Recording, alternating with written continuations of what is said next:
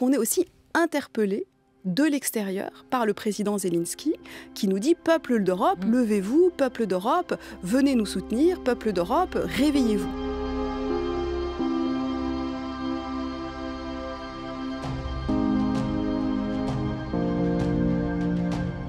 On était vraiment dans une période où on avait plutôt l'impression que c'était les tendances à la dissolution qui allaient l'emporter.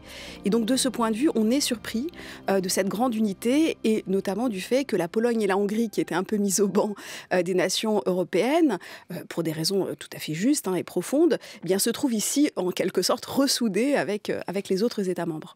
Il y a eu une résistance allemande pendant longtemps, mais je pense que la situation, là, inédite, les a vraiment fait changer d'avis radicalement.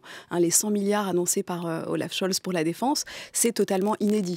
Il y avait un interdit sur les armes létales, la vente d'armes létales. Ça a été remis en cause. Alors évidemment, c'est sous mandat européen, mais on voit maintenant que l'Europe de la défense, qui était encore tabou, et notamment depuis l'échec de la communauté européenne de défense en 1954, eh bien, revient à l'ordre du jour. Et ça, il semble que ça tienne aussi, alors pas seulement à la menace soviétique qu'on pensait avoir oubliée, puis qui ressurgit à nos portes, mais aussi, effectivement, aux évolutions géopolitiques plus globales, c'est-à-dire des nouvelles menaces impériales qui viennent aussi de la Chine et de la Turquie, et puis le retrait relatif des États-Unis de la scène européenne, même si on les a quand même vu revenir un peu au galop par la force des choses récemment. C'est-à-dire qu'en effet, l'OTAN n'est pas en état de mort cérébrale, on le voit clairement, et les États-Unis ont joué leur rôle dans cette crise. Ils ont débloqué des moyens tout à fait inédits aussi. Mais l'Union européenne s'en est sortie en effet renforcée.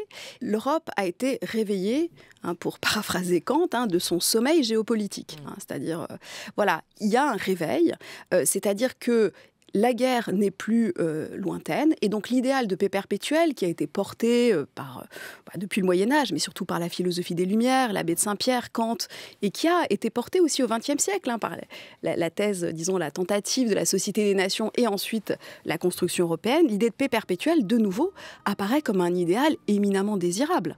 C'est-à-dire que rendre la guerre hors la loi, ce qui est évidemment l'idée kantienne, la faire sortir, en tout cas d'Europe, c'est un idéal qui ne paraît plus totalement une évidence. Et donc il faut réactiver nos ambitions de ce point de vue géopolitique.